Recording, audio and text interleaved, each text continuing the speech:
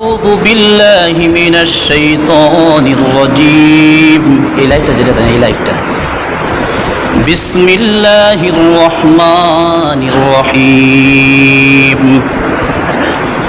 لن ينال الله لحومها ولا دماؤها ولكن يناله التقوى منكم صدق الله مولانا العلي العظيم وصدق رسوله النبي الكريم ونحن على ذلك من الشاهدين والشاكرين والذاكرين والحمد لله رب العالمين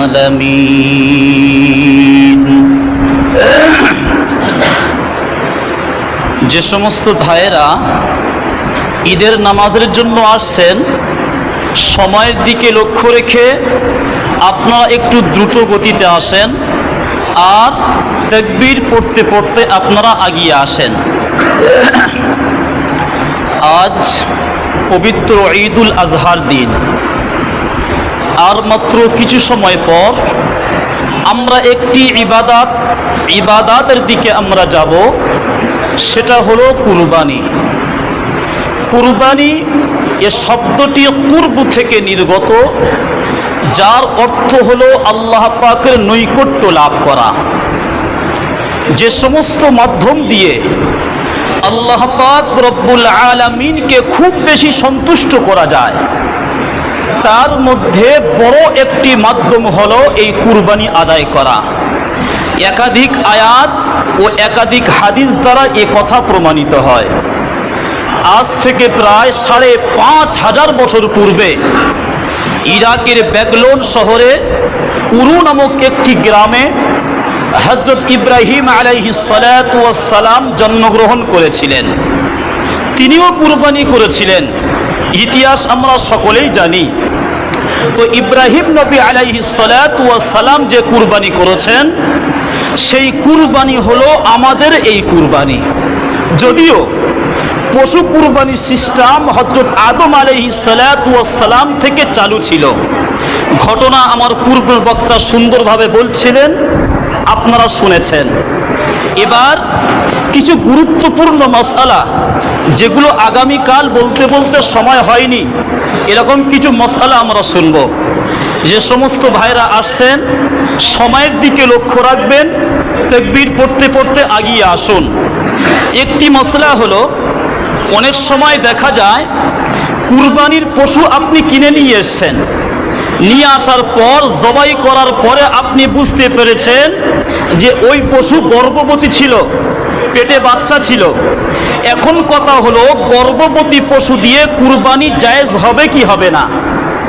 গর্ভবতী পশু দিয়ে কুরবানি পুরো হয়ে যাবে। এখন জবাই করার পর আপনি পেট কেটে দেখছেন যে এখন পেটে বাচ্চা আছে। তো বাচ্চার কয়েকটি অবস্থা হবে। হয়তোবা আপনি দেখেছেন যে বাচ্চা এখন অসম্পূর্ণ আছে, তাহলে ওই অসম্পূর্ণ বাচ্চাকে ফেলে দিয়ে জবাইকৃত পশুর গোশত আপনি খাবেন। হয়তো আপনি পেট কেটে দেখছেন বাচ্চা সম্পূর্ণ হয়েছে, কিন্তু বাচ্চা মারা গিয়েছে, বাচ্চাটা ফেলে দিয়ে জবাইকৃত গরুর গোশত আপনি খাবেন। হয়তো আপনি দেখেছেন পেট কাটার পর বাচ্চা সম্পূর্ণ হয়েছে এবং জীবিত আছে, এমতো অবস্থায় আপনি কি করবেন? দ্বিতীয়বার আবার জবাই দিয়ে ওই বাচ্চাকে কুরবানি করে গোশত পাইল করে খেতে হবে, যদি আপনার রুচি হয় তবে।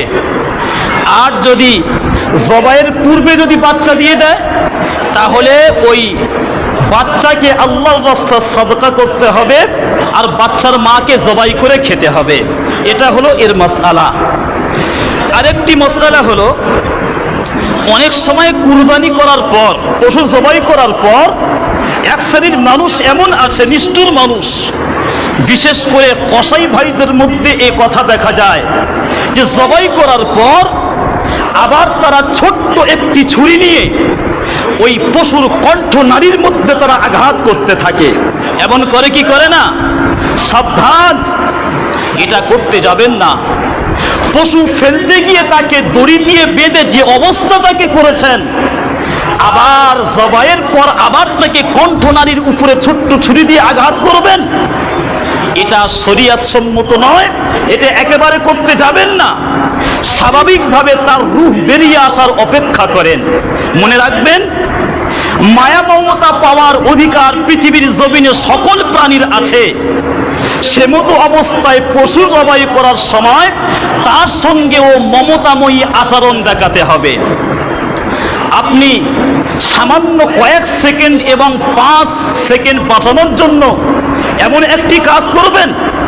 আমরা তো নিজে সচক্ষেই আমরা দেখি যে জবাই করার পর যখন ওই ছুরি নিয়ে যখন ওখানে খোঁচা মারা হয়, যখন ওই হুলকুমের মধ্যে খোঁচা দেওয়া হয়, সে কি পরিমাণ কষ্ট পায় আমরা সচক্ষে দেখেই থাকি।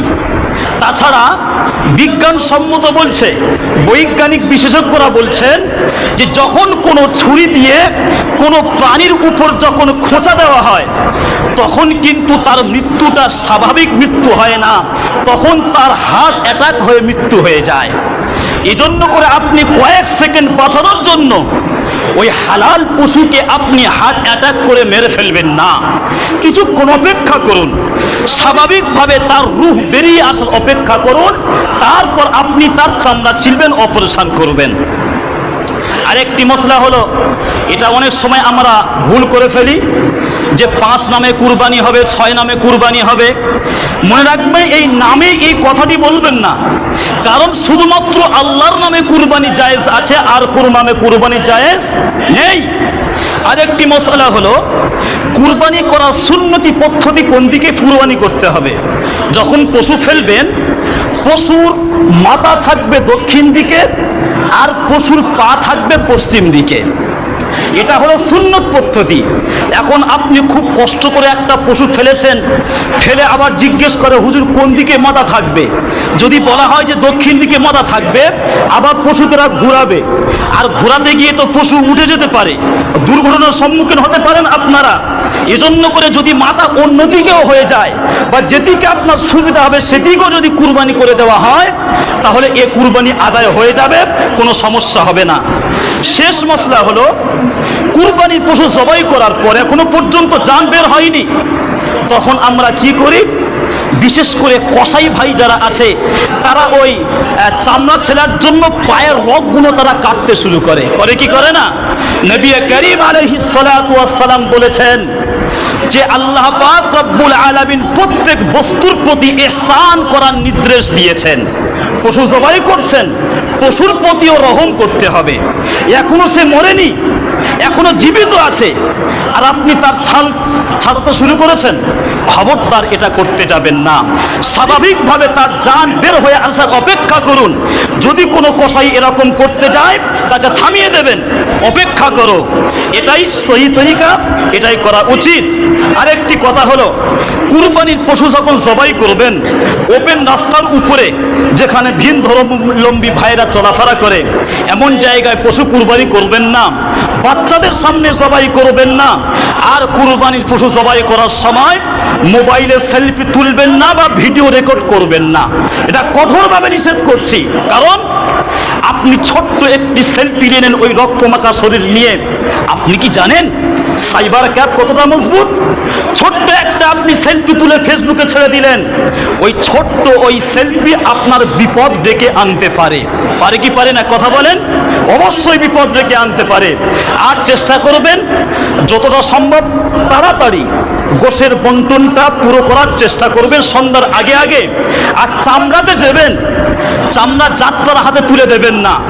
যার হাতে দেবেন দেখে দেবেন, বুঝে দেবেন, চিনে দেবেন। কারণ এমন তো হতে পারে এই চক্রান্তের মাঝে অন্য কোনো মানুষ আপনার কাছ থেকে চামড়া নিয়ে অন্য কোনো ধর্মস্থানের সামনে ফেলে দেবে, সাম্প্রদায়িক সমস্যা হবে।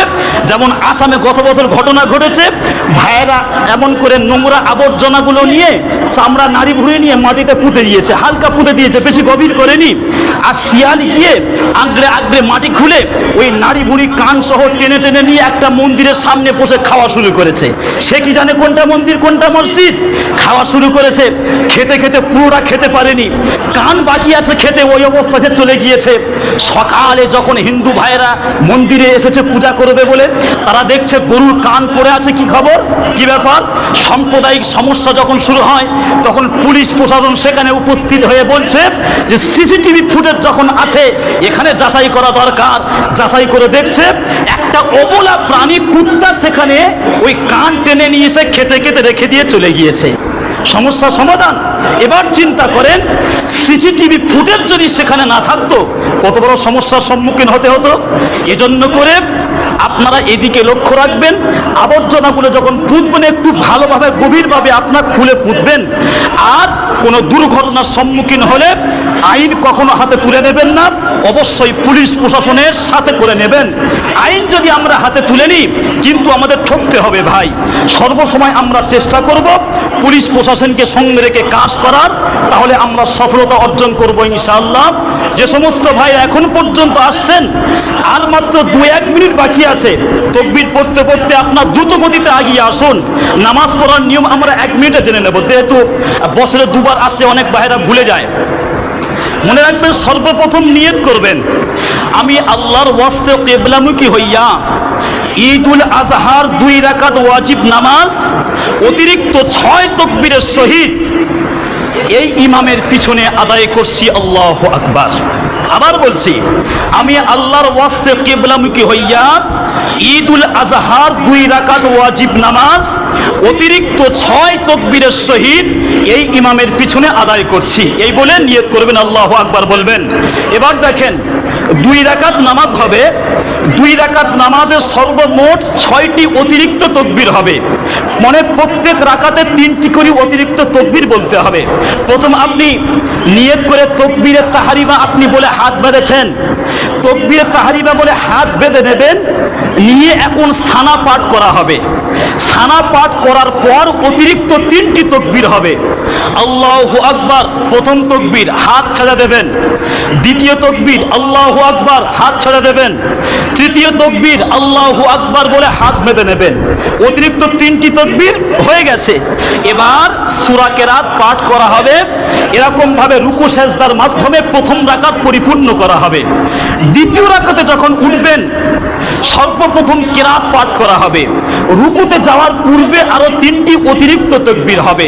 আল্লাহু আকবার বলে হাত ছেড়ে দেবেন প্রথম তাকবীর, দ্বিতীয় তাকবীর আল্লাহু আকবার বলে হাত ছেড়ে দেবেন, তৃতীয় তাকবীর আল্লাহু আকবার বলে হাত ছেড়ে দেবেন। এই 3টি অতিরিক্ত তাকবীর হয়ে গেছে। এবার রুকুর তাকবীর 4 নম্বরে আল্লাহু আকবার বলে রুকুতে যাওয়া হবে। এই রকম ভাবে 2 রাকাত নামাজ সম্পন্ন করা হবে। নামাজের পর খুতবা হবে, খুতবার পর বিশ্ববাসীর জন্য, জাতির জন্য দোয়া করা হবে ইনশাআল্লাহ। কাতার সোজা করে নেন ভাই, কাতার সোজা করে নেন সবাই।